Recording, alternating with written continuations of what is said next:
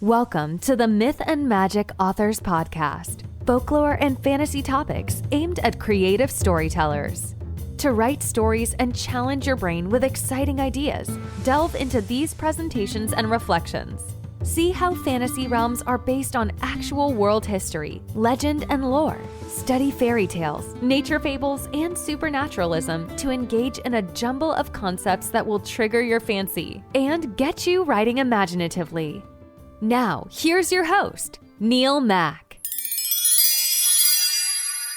Hello, fantasy fiction fans, and welcome to the third week of January. And as we pass what they call Blue Monday, which is supposedly the worst day of the entire year, I ask you how you feel. Are you keeping safe? Are you keeping healthy? And most importantly, I think, are you being creative with your time?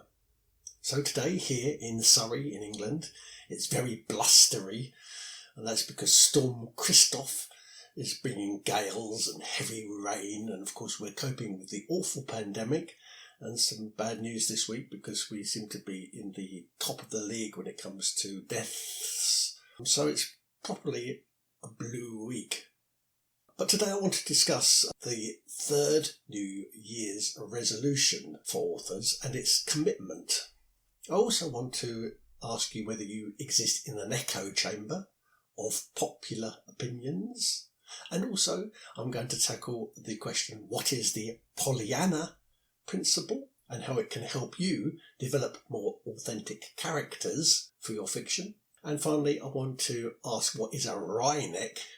And what has that got to do with bad luck? But first off, let's do the yucky one.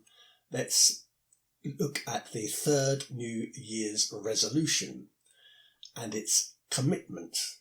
Are you totally committed to your writing? I want to offer you 5 ways to get into the authoring mindset this new year. If you've ever spent time studying for exams or learning new skills in the workplace, then you'll know all about commitment, because commitment is about knuckling down.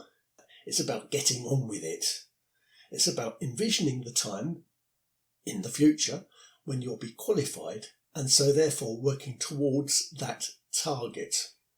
But I want to ask you, are you totally committed to your writing? So in this, the last of the 3 New Year's resolutions that I'm setting out, I wanted to provide you with some tips that have helped me to commit to time spent writing words onto paper. And the first tip is this: I want you to make a promise to yourself and adopt the SMART mindset. The great thing about the NaNoWriMo, National Novel Writing Month, the month-long challenge, the novel writing challenge that takes place every November, is that it makes you stick with the company objective. And what I mean by that is, it's a bit like studying at a college or adhering to an undertaking at work, in that the target is set by the company, in this case NaNoWriMo. They tell you to write 50,000 words in 1 month. And many people achieve this, and many more, including myself, every single year achieve more than 50,000 in a month.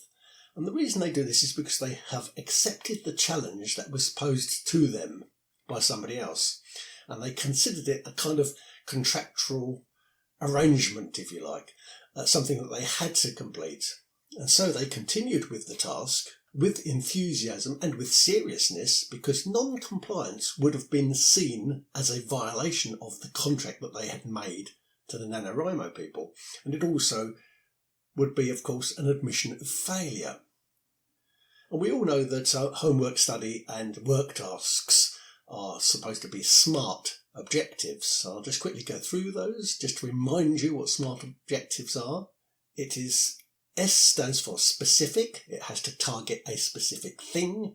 M stands for measurable. There should be an indicator of progress. A stands for achievable. It should be something which is ambitious and action orientated, but still deliverable and realistic. R should be relevant, it should be results based, and it should be meaningful. And T stands for time related. It should be trackable and time sensitive. But when did you last set yourself an authoring SMART objective? If you haven't done it, I urge you to do it now. Set an authoring objective for the new year. It could be a month-long editing of your NaNoWriMo project, perhaps starting on February the 1st, or it could be writing a new poem every day, or writing a short story each week of a month, or actually, like I've set myself, write another 50,000 word novel by the end of February. But remember that all these tasks must follow the SMART system: specific, measurable, achievable, relevant, time-related. And by the way, it's best if you treat this as a task that's been set by your form teacher or your tutor or your line manager at work, because there's a tendency not to take our own instructions, the ones we give ourselves, seriously. And that is why people from all over the whole world commit to New Year's resolutions by writing them down. So write down a SMART objective for yourself. The second tip is to stay true to your ambitions. As a writer, you are full of great imaginations, none more so than being the successful author that you will one day become. So I want you to be tenacious in your ambitions and don't compromise. Remind yourself why you're writing every day.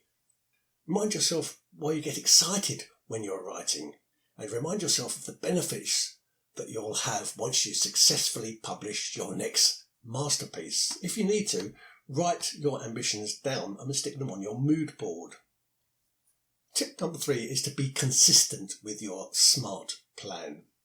Now, I know this is going to be tough, but you need to stick with the plan. And this would be the case even if you're giving something up, like chocolate or alcohol. But in this case, you're taking something on, which is you're going to try to write a bit more every week of the month, perhaps in February. So when you start your SMART goal, be sure to set a goal in real time and then commit to meeting it.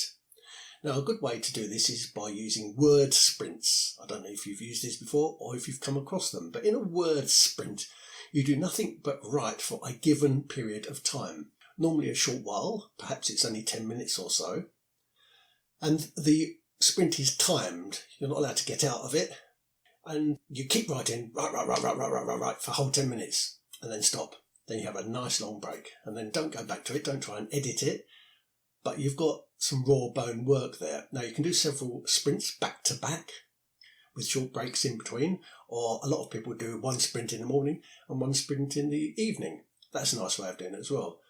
You pledge that you're going to write the sprint, or you're going to get involved in the sprint, and then you do it. And so therefore it's a good motivational challenge to set up, although I admit it doesn't work for everyone, but it's worth giving it a try. And it's fun to do if you do it in a club or online with fellow sprinters. So go online and have a look and see who is doing this together, and you can join in with them. And the great thing about it is at the end of the day, you will have some basic paragraphs to show off to yourself. So it's actually worth doing. My fourth tip is to ignore distractions. And yes, the mess and the bustle of the outside world will try to seduce you and will try to hinder you. Sometimes the outside world is the devil, and the devil will knock on your lid and he will try to get in. Don't let him. And I think this is why monks prefer to hide in cells or on the top of mountains. And it's why serious authors, in a similar way, they hide in study rooms about the size of a closet or in sheds at the bottom of their garden, because they need to ignore distractions from the outside world, and because engagement is about avoidance and about concentration. So my fourth tip is ignore distractions, and how you do this is you avoid the dramatics of the world, turn off your phone, turn off the news, turn off the radio, and focus on your targets, wherever they might be. And my fifth and final tip for commitment is to take lots of breaks. Walk around, readjust your gaze by looking out of the window, stretch your limbs, do this as softly as you can. Now I try to pause my writing to what I call walk and readjust. And I do this about every 3 pages, but I wouldn't let it interfere with my flow. If everything's coming through nicely and I'm in a good sprint, for example, then I wouldn't stop just to do a walk and readjust, because I know when I need my walk and readjustment. And I suggest you'll know it too. You'll know you'll need a break when your shoulders feel tired, when your eyes become dry, and this is the litmus paper, when you can't think of the next word to use. If you can't think of the next word to use, stop, walk and readjust. There's your third New Year's resolution commitment. If you have any other tips or advice you'd like to offer the writing community, then please tweet me and I'll share them. Tweet me at Neilmach, Neilmach, all one word. And good luck with your resolutions. Hall of Mirrors. So as a serious author and as a person who is going to write how they feel about the world and then tell other people, the readers, what they believe in, I need to ask you a question. Do you exist in an echo chamber of opinions? And if you do, how do you escape a hall of reflections? The Hall of Mirrors, and there's a grandiose one in the Royal Palace of Versailles near Paris, which has over 350 mirrored surfaces, is designed to display the wealth of a king and to make the place appear larger than it actually is, and to reflect the faces of those who promenade past. But even if you haven't even been to Paris, you're likely to have been inside a Hall of Mirrors, because they are a traditional attraction at carnivals and in amusement parks. And if you've ever ventured into one of these attractions, I'm sure you found them to be a bit labyrinthine, and when the mirrors are distorted, which they often are, due to their curves, they might have given you an unusual or confusing reflection of yourself that could have been funny, but might also have been terrifying. And you can get lost in a Hall of Mirrors as well. You suddenly can't find your way out because you're facing yourself and you're facing yourself again. Scaramanga used a Hall of Mirrors to trap James Bond in The Man with the Golden Gun. And Batman chased the Joker through a Hall of Mirrors in The Dark Knight Returns. But I want to ask you, do you exist inside a Hall of Mirrors? Are you trapped inside that hall? And do you know the way out? Socially, when you have surrounded yourself with reflected images of your own views, when you've surrounded yourself with your own judgments and your own opinions, it's sometimes difficult to see your way clear and to escape the maze. And when you're trapped inside a Hall of Mirrors, it sometimes feels impossible to see things in their true light. And as long as you're trapped inside the Hall of Mirrors, the perverted and the deceptive images all around you will continue to mock you. And perhaps you won't even know that they're just mirror images of yourself, even though they're unstable. Everybody has a level of unconscious emotional patterning. In other words, they all want to fit in.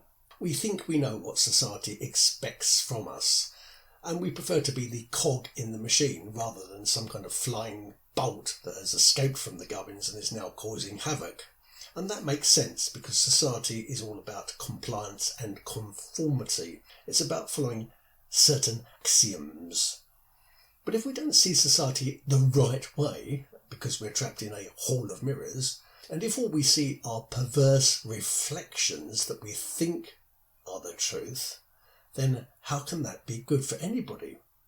And what if the truth that we believe we see is just another reflection of the truth that we want to see?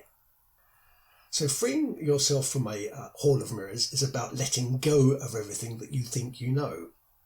It's about separating yourself from social conditioning and from common ideologies and from political opinions, and it's even about separating yourself from pop music and images and memes. It's separating yourself from all the things that we see every day and that appear again and again to remind us that we are a cog in the machine and that our world, our perspective is correct.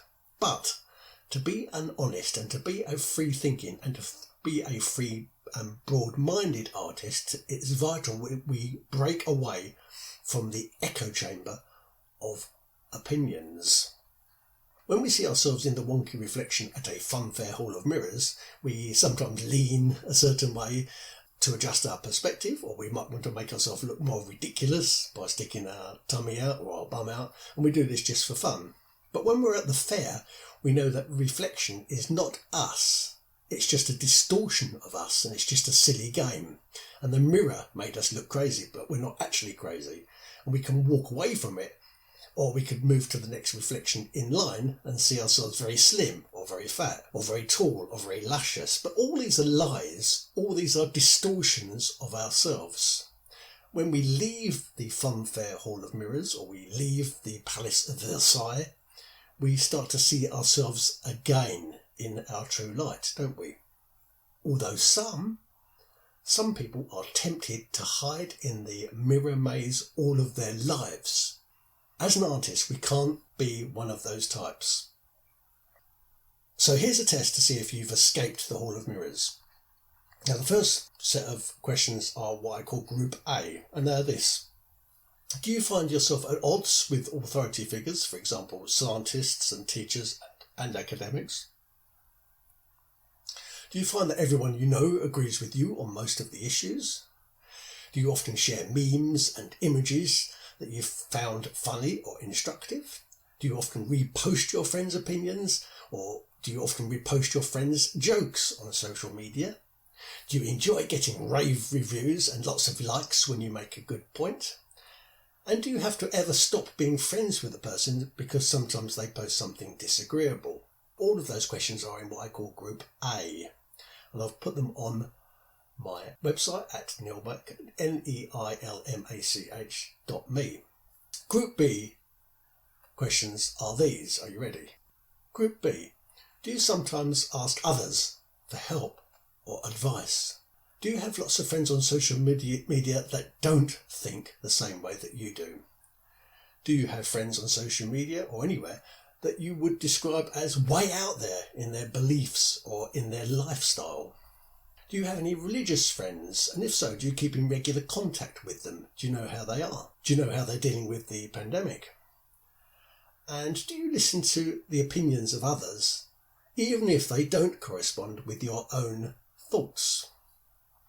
So that's Group B. Now, if you answered mostly yes to the questions in the first group, Group A, and mostly no to those questions in the second group, Group B, then you might need to ask yourself some additional questions. Mostly yeses to Group A, mostly no's to Group B. Ask yourself these things. How do you avoid following the pack? How do you know what to believe? How do you know which opinions ought to be questioned? How do you come up with original and creative content to write about?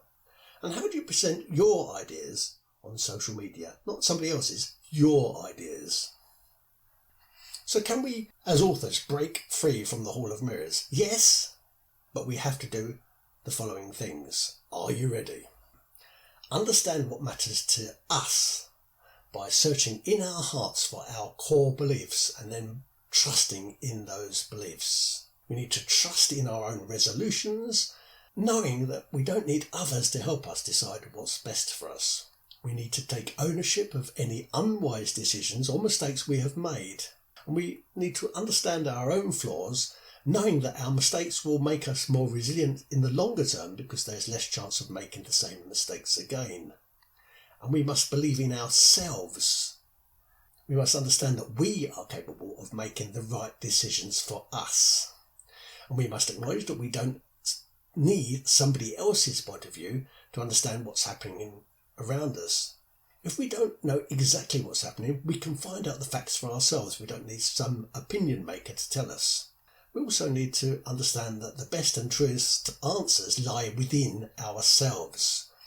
When was the last time, for example, that we searched for our own conscience for an explanation? We must learn to do this before we accept somebody else's opinion. We must ask ourselves questions to get the answers we need. We must use common sense, we must use intuition, and we must use instinct before we seek the opinion of some other person. We must learn to trust our own judgment because it's usually reasonable and it doesn't have to be confirmed by some other person to be right. And finally, we must recognise that sometimes it's wiser to consult an expert for guidance or information rather than an opinion holder. So if you've got any thoughts or ideas or suggestions about this, or you'd like to share them with other authoring people in the writing community, then tweet me at Neilmach, Neilmach, all one word, and I'll share your thoughts, ideas or suggestions. But that is how to avoid the Hall of Mirrors and how to escape all of those reflections around us. Pollyannish. You might have heard folks use the word Pollyannish, Pollyannish. The word comes from a 1913 children's book by American author Eleanor H. Porter, whose principal character, who was probably inspired, by the way, by Voltaire's Candide, has an unfailingly optimistic outlook, and she tries to find something positive in every situation she faces, even if it looks quite dire, the situation she's in. And it's a trick that Pollyanna calls the glad game. And it's a perspective and a mindset that can bring the disciple both positive and negative outcomes. Hence, the adjective Pollyannish and its associated noun Pollyannism, which are both used to describe a person who seems to possess an immutable and irrepressible optimism for everything, even in the face of the most adverse conditions or discouraging circumstances. So when things are really down, a Pollyannish person will see the brightness in them. It's obviously a useful thing to have in 2021 in the middle of an epidemic. So Pollyannism is also positivity bias, which is a little different from the character Pollyanna's upbeat outlook, but it's an idea that's worth explaining. And it's this: according to psychologists, it's a tendency to remember pleasant things rather more accurately than unpleasant things. So, for example, we remember the day that we scored our first goal at school, or we remember the day that we published our first book, but we don't recall with the same penetrating knowledge and insight, perhaps, the day that we had our first tooth extraction, or we received our first redundancy notice. And the reason for this is that the human brain processes information that is pleasing and agreeable in a more precise and exact manner than it does when processing unpleasant information. And when you think about it like that, you can see why people with an overly antagonistic attitude, or with a cynical perspective, what we call the doom and gloom merchants, they can be so destructive in difficult and challenging times. For the moment, right now, in 2021, in the middle of the COVID epidemic, we don't need doom and gloom merchants. And it's also why conspiracy theorists and conspiracy theories, especially those that are reinforced by the social group in which we find ourselves, seem to flourish at the most worrisome times. Because although they're entirely based on prejudice, they play on the mind rather than develop from the instinctual, subconscious positivity that we seem to be hardwired with, because we're all Pollyannas, because we all have this positivity bias. Don't forget, the human brain normally processes information that is pleasing and agreeable in a more precise and exact manner, so we're all hardwired to be optimists. But conspiracy theories flourish in bad times because we also have a tendency to go over to pessimism if we're not careful. In fact, researchers have noticed that on the subconscious level, the mind focuses on the optimistic, while at a conscious level, the sober and the cool-headed mind tends to focus on the negative. So being optimistic is an instinctive trait, whereas being negative is a learned trait. Thus, Pollyanna, in the story, was able to tap into her subconscious mind, and this helped her to disassociate herself from the predicament or from reality that she found herself. Now, I know this sounds a bit bonkers to us, and in the story, definitely people did go around thinking that Pollyanna was delusional. At the very least, they thought she was happy-go-lucky. But nevertheless, her electro-positive outlook on life is favourable to her health, and it does bring her benefits along the way because she's able to tap in to her subconscious self. It's great, and it's probably helpful that we all play the glad game now, especially in these darker days. And it's even better when others around us play that game too, because then their optimism seems to be reflected back onto us. And anyway, negativity almost always causes people to make biased social judgments and to evaluate others unfairly. So how would you use Pollyannism in your fantasy fiction? Well, along with other desirable and non-desirable traits and characteristics, I think you should depict your protagonist and your antagonist too with either fundamentally positive traits or negative traits if you want to depict a curmudgeonly, if you like, anti-hero. But remember that this perspective will be ever present and will be from the unconscious or the conscious. So optimism comes from the subconscious, negativity or pessimism comes from the conscious and the thinking mind. So for example, I guess that Little Red Riding Hood, she's Pollyannish because she gambles through a dangerous wood and she's not appropriately afraid of the big bad wolf when he turns up.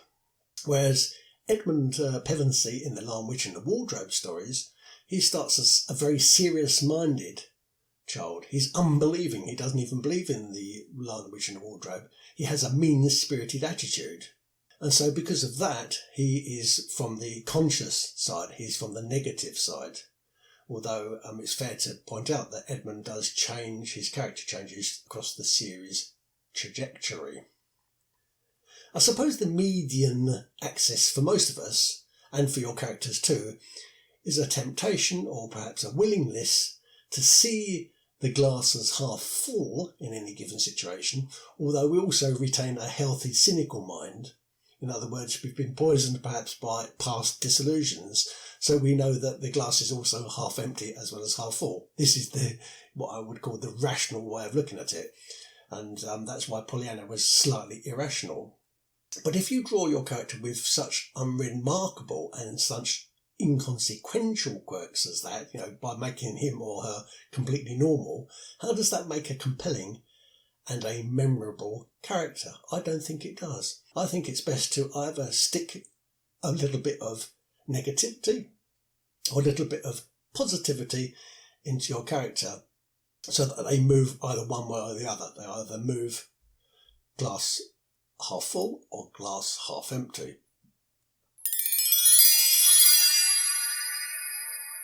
Finally, today, Myth and Magic fans, I wanted to discuss what a wryneck is and what it has to do with bad luck. A wryneck, W-R-Y-N-E-C-K. It's a woodpecker type bird that sucks up insects, chiefly ants, with a very long tongue. It lives in Europe. There are various different types of wryneck. The most common one is the European one. They don't tend to walk up and down trees like a woodpecker does, although they do nest in trees, in holes in trees. But they tend to go to the ground and then they eat ants out of ant nests and mounds. And they get their extraordinary name because they can twist their head around almost 180 degrees. And when they're disturbed at their nest, they use this neck, this twisting neck, to display a sort of snake dance that scares off intruders. It scares off intruders with lots of head twisting and lots of serpent-like movement, and they even hiss like a snake. And it's quite effective in the open air if you see it. So imagine what it would be like if you were a ferret and you came across a hissing snake thing that's hidden inside a hole in a tree. You'd totally poo your pants, wouldn't you? So it's a very effective defence mechanism.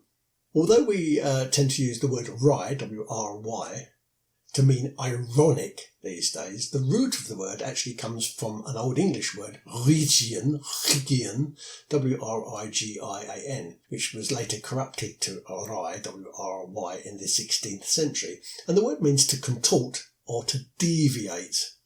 So, in truth, the reason we call wry humour wry is because it's distorted humour. But back to the birds. The ancient Greek name for the wryneck, because wryneck is obviously an Old English name, The ancient Greek name, or the ancient Greeks called this bird the Unix, which is I-U-N-X, and we can't really understand how to say a word which is Unix, so we say jinx, J-Y-N-X. As you know, from your knowledge of superstition and folklore, because you're a myth and magic fan, you'll know that jinx means a curse or possessing a trait that attracts bad luck. And that's because the ancient Greeks and the Romans after them thought that the wryneck, the jinx, was associated with black magic and with witchcraft. Now, the snake dance that it does in the hole doesn't exactly help the bird's case very much, and that exorcist-style head-spinning thing, when they can turn their head completely around, that scares the bejeebers out of people too. And so, in early Greece, the bird was connected with charms and with potions that were intended to recover lost affections, because this bird could turn itself into a snake and then back again into a bird. Now, if you mix the two viewpoints that we have about the bird, in other words, it can turn into a snake and it's called a jinx, you can see how easy it is to get the idea of being jinxed and how the idea of being jinxed came about. And that is why a wryneck is associated with bad luck. A conversation might go something like, I've had terrible luck lately. Everything's been going entirely wrong for me. Well, that's because you've been jinxed. Well, what do you mean, jinxed? Well, I mean, some witch has placed a curse on you, obviously. She probably got a feather from a wryneck and then she pushed the sharp end into a poppet that has been shaped like you, and therefore you've been bewitched and you've been given bad luck. Oh, that must be it then. That's what a wryneck has got to do with bad luck. See you next week.